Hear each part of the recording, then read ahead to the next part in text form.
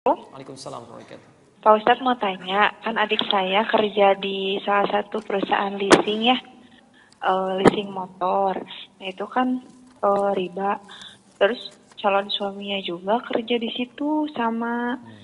Saya bingung, jadi harus kayak gimana ya buat dua-duanya kan kerja di wilayah riba gitu. Apa solusinya kayak gimana? Pengennya pasti dua-duanya keluar. Cuman kalau untuk kebutuhannya kan masih bisa dipenuhinya di situ gitu. Kalau sekarang dua-duanya keluar nanti gimana nih kayaknya Baik ya. Gimana gitu. ya? Nanti kita Adik saya menikah, kalau permintaan bangga, bangga. orang Kapan tua ya? Insya sih Allah kalau pengennya berjodoh salah ya sudah satu baik. keluar atau dua-duanya keluar. Cuman untuk nyari kerja lagi kan Baik, terima nggak kasih. gampang gitu. Gitu aja Baik. Pak Ustadz. Makasih. Assalamualaikum. Jazakallah khair insyaallah. Waalaikumsalam warahmatullahi wabarakatuh. Baik, mari kita lihat pelan-pelan ya. Ini persoalan selalu terkait dengan rizki. Rizki. Saya mau tanya, yang punya rizki siapa? Allah. Baik. Yang mengaturnya siapa? Ya sudah, ikuti hukum Allah. Jangan takut, kan? Jangan takut. Saya turunkan dulu rumus rizki di Quran ya. Sebentar. Tahan sebentar ya. Baik, mudah-mudahan yang tadi bertanya bisa melihat dengan jelas dan bisa mendapatkan jawaban yang menenangkan insyaallah. Tapi saya turunkan dulu sebentar. Saat manusia diciptakan, Allah sudah berjanji akan memberikan rizkinya. Quran surah ke-51 ayat ke-22, posisi paling kanan di pertengahan ke bawah sedikit. Kemudian dijanjikan itu akan diberikan di bumi. Quran surah kedua ayat 29. Ditugaskan Anda untuk mencarinya dengan cara yang dibenarkan. Quran surah kedua ayat. Anda ingin lebih cepat mendapatkannya, Anda lakukan amalan di Quran surah kedua ayat 172. Kalau Anda belum berangkat keluar, rizkinya sudah datang kepada Anda bisa kerjakan amalan di Quran surah ke-7 ayat 96. Baik, jangan khawatir, Allah pasti memberikan rizki Anda. Tidak ada Allah menciptakan orang miskin di muka bumi. Kalau tidak cukup, pasti dia kaya. Itu ada di Quran surah ke-53 ayat ke-48. Bahkan saat Anda merasakan kurang pun, insya Allah akan dibantu. Di Quran surah ke-9 ayat ke-60. Tidak cukup dengan ini, bisa dibantu lagi di Quran surah kedua ayat 215, posisi paling kanan sebelah bawah. Baik. Sampai Anda meninggalkan riba seperti pernah kita ulas ayatnya. Baik. Perhatikan sini. Bismillah. Teman-teman sekalian, sekarang fokus ya, lihat betul. Jadi nanti kalau Allah sudah tawarkan yang baik, kenapa Anda pilih yang kotor?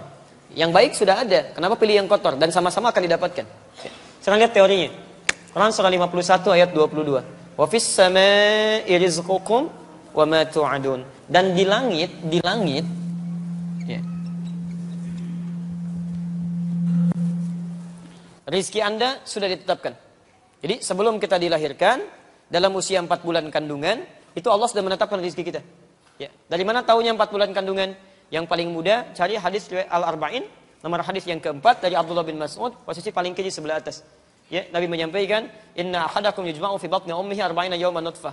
Setiap Anda akan dibentuk di perut ibundanya 40 hari pertama berbentuk nutfah. Pertemuan antara spermatozoa dengan ovum. Tsumma yakunu mithla dzalika 'alaqah. 40 hari kedua berbentuk 'alaqah, zigot yang menempel di dinding rahim. Tsumma yakunu mithla dzalika mudghah. 40 hari ketiga, usia 4 bulan berbentuk mudghah. Tsumma yursalu ilaihil malak, maka diutus malaikat dalam usia 4 bulan ini, fayanfukhu fihi ruh, kemudian diperintahkan untuk menyiapkan ruh. Wa yu'maru bikatsbi arba'in, dan diperintahkan untuk menetapkan 4 hal. Pertama, bikatsbi rizqihi, untuk menetapkan rizkinya sampai dia meninggal. Jadi rizkinya dituliskan sebelum Anda lahir tuh, dituliskan. Makanya Allah menyampaikan, dan di langit rizki sudah ditetapkan. Wa ma tu'adun, dan dijanjikan oleh Allah akan diberikan. Dan Anda lahir. Lahirnya di mana? Di bumi, gitu kan? Baik, rizkinya di mana? Di langit. Tinggal di mana? Di bumi. Bagaimana mendapatkannya? Rizkinya di langit, adanya di bumi, gitu kan? Maka muncul statement selanjutnya di Quran surah kedua ayat 29, posisi paling kanan di sebelah bawah. Walladzi khalaqalakum ma fil ardi jami'a. Rizki yang di langit itu diturunkan ke bumi untuk Anda olah. Masya Allah. Hujan turun dari langit, menumbuhkan tanah-tanah yang gembur itu, tumbuh pohon-pohonan, ada buah-buahan, bisa Anda ambil. Di dalamnya ada emas, ada minyak bumi, ada tembaga, ada macam-macam. Anda olah, jadilah seperti ini. Ada bangunan, ada macam-macam, ada pekerjaan, dan seterusnya. Jadi Allah janjikan rizki yang di langit turun ke bumi. Masya Allah. Kita sekarang ada di mana? Bukan, di Masjid Al-Ihsan, di PTM. PTM, ya. Baik, Anda tinggal di PTM. Rizki Anda misalnya turunnya di Padang. Baik. Padang di mana? Ya di bumi juga gitu kan? Bumi juga gitu kan? Anda tinggal di PTM, rezekinya di Padang. Taib ya? Maka apa yang harus dilakukan? Taib, sementara turunnya di Padang, Anda tinggalnya di PTM. Maka yang paling logis adalah dilakukan, Anda berikhtiar, dapatkan rezeki itu kan? Anda berangkat. Makanya turun ayat. Hikmahnya adalah Quran surah kedua ayat 168. Ini ikhtiarnya. Ya ayyuhan nasu, hei manusia. Jadi hukumnya kalau di Quran disebutkan dengan kata manusia, ini hukumnya berlaku untuk umum semuanya. Baik muslim atau non muslim. Disebutkan 241 kali dalam Al-Quran. Hei manusia, kulu mimma fil ardi. Pakai min dan ma. Lihat kalimatnya. Ya ayyuhan nas, hei manusia, kulu. Silahkan Anda cari rizki, bagian yang bisa Anda makan. Ya. Ini sistemnya menggunakan kalau dalam bahasa Arab disebut dzikrul ba'di yuradu bihil kullu. Disebutkan sebagian, dimaksudkan keseluruhan. Kalau dalam bahasa Indonesia, sinekdok pas prototo. Ya, Pah, mau kemana? Mencari sesuap nasi. Kan bukan sesuap kan? Anda cari yang sebakul, Anda tambah untuk pakaian, untuk makan-makan. Itu sinekdok pas prototo. Makanya kata Quran, silahkan cari untuk makan Anda dan yang lainnya. Bahasanya cari. Jadi kalau Anda nggak mau mencari, nggak mau ikhtiar, nggak mau kerja, susah dapat rezeki. Di pertama nggak ada kaitan dengan keimanan, terkait dengan ikhtiar kita. Anda orang soleh, masya Allah, rajin ke masjid, rajin sholat, tapi nggak pernah mau nyari rezeki, susah datang. Jangan Anda adukan kepada Allah, ya Allah, saya sholat ya Allah, saya puasa, tapi kenapa dia nggak sholat bisa kaya? Cek, Anda kerja nggak? Pahami itu. Ini tidak mudah ya. Dulu ada 2 anak di Mesir, mahasiswa, ini berdebat masalah ini. Yang satu mengatakan Allah sudah janji, rizki di langit akan diturunkan, dijanjikan diberikan pada kita. Pasti dapat. Jadi nggak usah kerja pun pasti dapat. Kata yang satu tidak, karena diikat dengan ayat yang lain. Kamu mesti ikhtiar. Kata yang satu temannya, saya buktikan. Saya akan bersembunyi di satu tempat di masjid, dan kadar Allah di masjid itu ada muhsinin. Jadi orang yang suka ngasih makanan, donatur. Dia ngumpet di belakang tuh. Ya. Dan nggak kelihatan, tutup oleh dia kan. Tayyib, begitu ngumpet di bawah meja, dia bersembunyi. Hari pertama datang muhsinin. Ya, yang ngasih makanan bagi yang itikaf. Ketika dibagikan, dia nggak dapat karena ngumpet. Hari kedua dibagikan lagi. Dia nggak dapat karena di belakang. Hari ketiga, yang itikaf tidak terlampau banyak. Ya, bertanya muhsininnya. Ya, ilmin akhir, ada yang lain nggak? Kata DKM-nya, Wallahi ma fish akhir, nggak ada yang lain. Karena dia sudah 3 hari nggak makan, lapar dia kasih kode. Dalam. Taib, kaget DKM-nya, siapa ini kan? Begitu dibuka, ada seseorang sudah kelihatan lapar karena nggak makan dalam 3 hari tadi. Akhirnya disampaikan pada orang baik tadi, muhsinin tadi, dimintakan langsung double, 2 gitu kan, 2 kotak. Dikasih pada orang ini. Begitu diberikan, teman yang pertama debat tadi datang kepada dia. Ya, dia katakan, apa saya bilang? Rizki itu mesti dicari, sekalipun dengan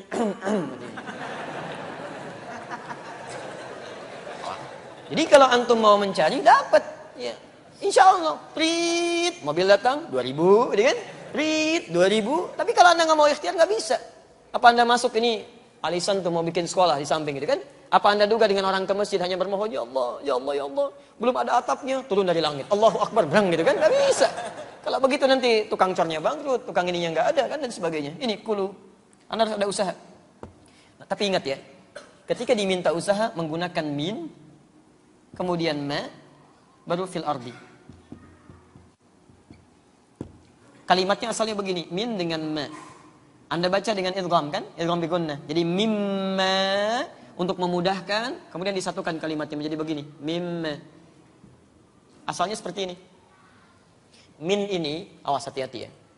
Min ini menunjukkan harfut tab'in, menunjuk pada sesuatu yang sebagian, tidak semuanya. Ma sebaliknya, ismul mausul yadullu ala amiyah. Sesuatu yang menunjuk pada aspek yang luas. Banyak. Seakan-akan Allah ingin sampaikan begini, silahkan Anda cari kerja untuk kebutuhan makan. Banyak saya sediakan di bumi, tapi jangan rakus. Jangan semua mau diambil. Cukup sebagian yang menjadikan cukup bekal Anda untuk bisa hidup dengan baik dan meraih surga Anda. Jadi kalau Anda bekerja, jangan semua ingin diambil. Ini pengen, itu pengen, ambil ini, ambil itu. Sehingga banyak kesulitan. Dari banyak waktu terbuang, ibadah tertunda, banyak yang dipikirin, kadang-kadang banyak membawa penyakit, dan Anda sendiri yang sulit. Ya, jadi silahkan, tidak dilarang kalau Anda ingin kembangkan bisnis, tapi sekiranya jangan ada sifat serakah untuk mengambil semuanya.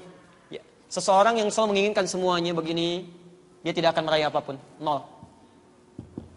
Ya, jelas sampai sini? Tayyib. Jadi ini caranya, silahkan dapatkan halalan tayyiban dengan cara, nah ini poinnya, halal tayyib. Jadi Allah sudah turunkan yang halal dan tayyib terbaik. Apa lawannya halal? haram. Ya. Jadi ketika Anda memilih yang halal, saat bersamaan akan ada bisikan untuk mencari yang haram. Itu yang bisikin setan. Makanya setelah kalimatnya sampai sini, ada ayat yang diteruskan. Wala tattabi'u khutuwatis syaitan. Jangan pernah ikuti langkah-langkah dan jebakan setan. Apa? Bagaimana cara dia mengajak? Lawan daripada ini. Karena saat Anda bekerja, ya ada tawaran pada yang halal, saat bersamaan, setan bawa yang haram. Ya, ini pasti fitrahnya begini. Kalau Anda nggak percaya silakan. Saat Anda akan bekerja, selalu ada seperti itu. Tawaran halal, tawaran haram. Kalau Allah sudah tawarkan yang halal, kenapa Anda ambil yang haram? Ya, dan dapatnya segitu juga. Jangan dikirakan beda ya. Saat Anda akan dilahirkan, ditetapkan oleh Allah rizkinya. Tapi dirahasiakan. Misal, rizki Anda 1 miliar, 1 M. Anda mau cari dengan yang halal, atau dengan cara yang haram, dapatnya segini juga. Nggak akan lebih. Nggak akan lebih. Ya, cuma barangkali Anda merasa, oh, dapat banyak nih. Kalau korupsi dapatnya banyak, langsung 500 juta. Masya Allah, dengan cara yang halal pun sama dapatnya segitu. Cuman Allah tidak berikan beban bagi Anda, disimpan oleh Allah. Begitu butuh, kasih. Sehingga Anda nggak banyak mikir. Lebih mudah. Masya Allah, saya tanya begini ya. Anda pengen uang 1 miliar, dipegang di tangan kelihatan. Atau dikasih yang sama 1 miliar, tapi ditahan oleh Allah. Setiap butuh, kasih. Setiap butuh, kasih. Pilih yang mana? Oh. Dalam prakteknya ingin kelihatan. Ingin turun, dihitung. Masya Allah. Begitu ada 1 miliar, tempatnya di mana ya? Oh iya, berangkas, beli berangkas. Masya Allah, begitu disimpan di situ. Berkurang nggak? Cek dulu deh. Cek, Masya Allah. Mau tidur nggak? Cek dulu. Gitu kan? Hitung lagi. Sampai subuh, tahajud nggak? Subuh kesiangan, gitu kan? Ini banyak yang dipikirin. Banyak, gitu kan? Jadi jangan diduga kalau Anda mencari dengan cara yang halal, kekurangan rezeki. Tidak, nggak ada yang kurang. Minimal kalau nggak kaya, Anda cukup. Quran surah ke-53 ayat 48. Ya, huwa aghna wa aqna. Dialah Allah yang menjadikan Anda kaya atau cukup. Gak ada yang miskin. Ya, burung saja, tahu burung? Halo, tahu burung? Nah, jangan katakan Allahu a'lam. Burung keluar cuma pagi, pulang sore, rizkinya cukup. Burung tidak dihisab, keluar pagi, pulang sore, rizkinya dapat. Ada yang dihisab, berangkat gelap, pulang gelap, kerja capek, masa masih kurang juga? Ya, Allah sudah statementnya wa annahu wa aghna wa aqna. Kalau nggak dijadikan kaya, Anda cukup, nggak ada yang miskin. Yang miskin itu yang selalu merasa tidak cukup. Merasa tidak cukup. Saking sayangnya Allah dikeluarkan dari kemiskinan, turunkan zakat. Quran surah 9 ayat ke-60. Masih kurang dengan infak. Quran surah kedua ayat 215. Masih kurang dengan sedekah. Anda zakat dikasih, infak dikasih, sedekah dikasih, masih mau miskin juga. Anda butuh apa lagi? Maka dari itu, ketika terjebak dengan sesuatu yang haram, nggak usah banyak pikir, cari yang halal. Tadi Anda bilang kredit, nggak semua kredit itu haram. Kredit dari bank syariah itu kan ada yang halal. Diakadkan dulu, kemudian dibeli dulu, baru kemudian Anda cicil di situ dengan cicilan yang terbaik. Gak ada masalah di situ. Ya, tayyib silakan. Dan itu mulia gitu kan. Menabung lebih bagus lagi. Allah pasti berikan kok.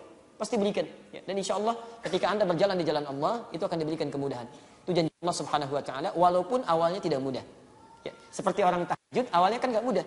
Tapi kalau sudah terbiasa kehilangan tahajud sedikit, besoknya bisa menyesal itu. Bisa menyesal. Maka silahkan. Ya, Anda mulai seperti Abbas, paman Nabi memulainya. Itu terjebak riba luar biasa. Bahkan tokoh riba. Ketika turun, ya perintah Al-Quran, masuk Islam, dibebaskan ribanya. Riba pertama yang dibebaskan ribanya Abbas, radhiyallahu ta'ala anhu. Apa yang terjadi? Ketika ribanya dibebaskan itu, Masya Allah, bisnisnya semakin pesat. Tumbuhnya semakin pesat. Dan hebatnya, ketika asetnya datang terus bertambah, malah pekerjaannya lebih ringan. Taklimnya bisa ikut taklim Nabi sampai hafal 200 hadis. Kemudian sholat malamnya tetap ditunaikan. Dan semua sahabat Nabi begitu. Uthman bin Affan, Abdurrahman bin Auf, Tamim Ad-Dari. Saya sering sampaikan, cek di kitabnya Imam An-Nawawi itu. Ya, At-Tibyan fi Adab Hamalatul Quran. Kalau terbitan Darul Kutub Al-Islamiyah, warna merah marun, halaman 38, kemudian paragraf pertama, baris 1 sampai 2. Posisi paling kanan sebelah atas. Itu orang-orang ini, saya kasih contoh Uthman aja ya. Sahabat Nabi radhiyallahu ta'ala anhu. Beliau itu sahabat Nabi. Orang paling pemalu. Malaikat Jibril aja ketika turun melihat Uthman ikutan malu. Malaikat Jibril tuh. Ya. Dan menikah dengan 2 putri Nabi. Dikenal dengan Dzun Nurain. Masya Allah. Kemudian apa yang terjadi? Masih sempat dalam sibuknya. Asetnya banyak. Sampai sekarang masih ada asetnya. Dalam keadaan sibuknya, gak usah ditanya salat wajibnya. Masih sempat salat sunnah tahajud sampai dengan khatam Quran malamnya. Dan dijamin masuk surga tanpa hisab di lisan Nabi. Sahabat Nabi menikah dengan 2 putri Nabi. Masuk surga tanpa hisab. Malaikat Jibril turun malu kepada beliau. Asetnya banyak luar biasa. Setelah 15 abad masih ada. Masih sempat menunaikan tahajud. Ya. Sampai khatam Quran dan bebas dari riba. Antum sahabat bukan? Tidak menikah dengan 2 putri Nabi. Malaikat turun belum tentu malu sama antum, gitu kan? Masya Allah, surga belum jelas sampai malam ini. Hisab masih menegangkan, Masya Allah, gitu kan? Ya, masih ingin terlibat dalam sesuatu yang dilarang oleh Allah Subhanahu wa taala. Karena itu keluarkan ayat-ayat tentang riba untuk motivasi. Kalau masih nekat untuk riba, nah itu seperti kata Quran, saya pernah terangkan kan, seperti orang diselimuti oleh pengaruh setan. Yang kedua ngajak perang dengan Allah Subhanahu wa taala, enggak mungkin menang. Ya, yang ketiga nanti di alam kuburnya punya siksa spesial. Yang keempat di akhiratnya juga spesial siksaannya. Jadi lebih baik Anda yakin dengan ketentuan Allah, pelan-pelan keluar dari situ dalam kebaikan, berdoa dulu kepada Allah, nanti insya Allah mudahkan. Ya, Allah taala a'lam bissawab.